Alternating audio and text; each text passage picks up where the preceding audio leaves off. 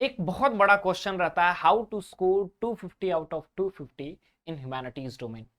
इसके लिए मैं बता दूं, बहुत इजी है। बस आपको प्रैक्टिस की जरूरत है, कुछ चीजों का ध्यान रखना होगा।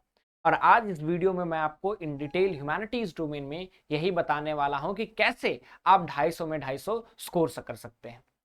गुड इवनिंग, नमस्कार, स्वागत है आपका हमारे इस ऑनलाइन लर्निंग प्लेटफॉर्म बेसिक शिक्षा पे। उम्मीद करता हूं कि आप बढ़िया होंगे, मस्त होंगे और अपनी तैयारी अच्छी तरीके से कर रहे होंगे। मैं अमित तिवारी आप सभी का ह्यूमैनिटीज डोमेन मेंटर हमारे इस चैनल पे स्वागत करता हूं।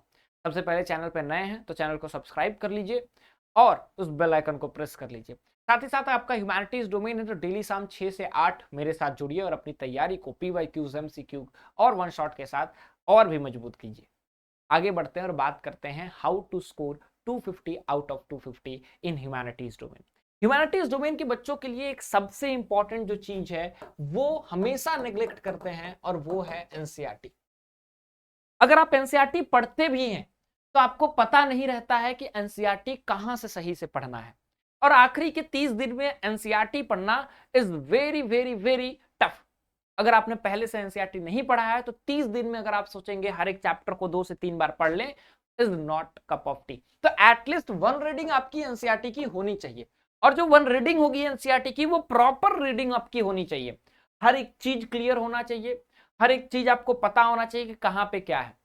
अब कैसे क्वेश्चंस पूछे जाते हैं एनसीईआरटी से ये पता रहेगा तो रीडिंग करना और आसान होता है। और यही इस 250 में 250 स्ट्रैटेजी का नेक्स्ट पार्ट है जो आपको समझना होगा, क्वेश्चन पेपर एनालिसिस। आपको समझना होगा कि ह्यूमैनिटीज डोमेन में जो क्वेश्चंस पूछे जाते हैं वो जनरल क्वेश्चंस टाइप होते हैं। कुछ डायरेक्ट क्वेश्चन आ गए कि ये इंसिडेंट कब हुआ था। कुछ क्वेश्चंस अभी मैं दिखाऊंगा कैसे कैसे क्वेश्चंस आते हैं।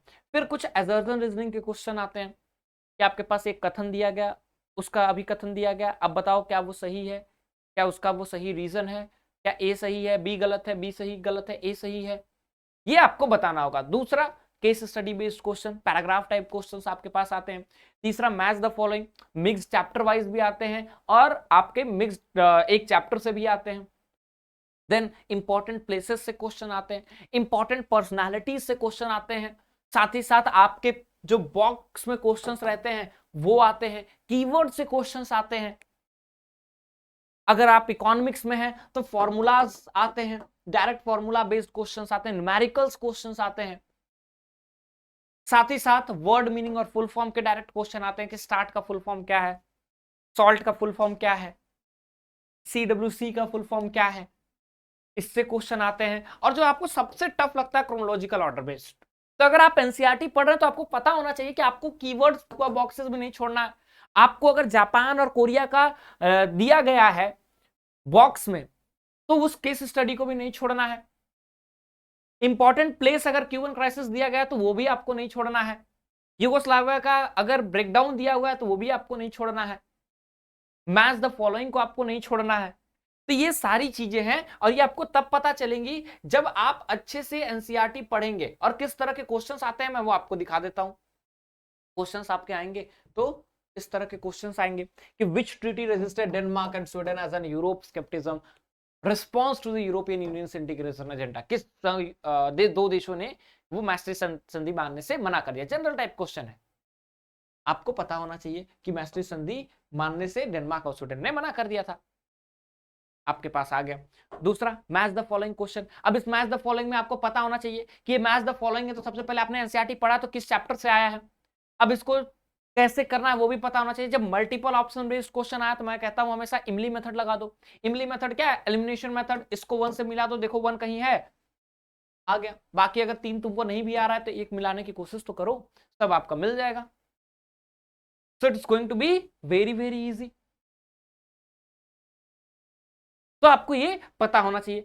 अगर आपके पास क्वेश्चंस आ रहे हैं, in 1994 civil war broke into during the nearly 5 lakh members of Tutsi tribe were killed in the rival Hutu tribe. अब ये कहां पे हुआ था? कमेंट सेक्शन में आंसर बताइए इसका। अगर एनसीईआरटी आपने नहीं पढ़ा है तो you will not be able to give the answer.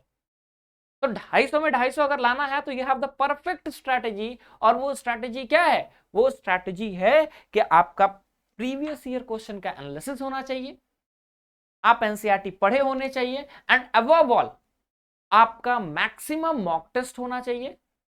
Test series, practice set और ये सारी चीजें इकट्ठे कहाँ मिल पाएंगी? आप हमारे योद्धा बैच से जुड़िए और अपनी तैयारी को और भी मजबूत कीजिए। अब आप हमारे योद्धा बैच से कैसे जुड़ सकते हैं? आप इस दिए गए नंबर पे कॉल कीजिए, हमारे योद्धा बैच पे जुड़िए। आपको लगभग 15 मॉक टेस्ट मिलेंगे, टेस्ट सीरीज मिलेगा, प्रैक्टिस सेट मिलेगा, लाइव इंटरेस्टिंग क्लासेस मिलेंगे। So you have the number, आप इस पे कांटेक्ट कीजिए और जितनी जल्दी हो सके हमारे क्लासेस में जुड़ जाइए।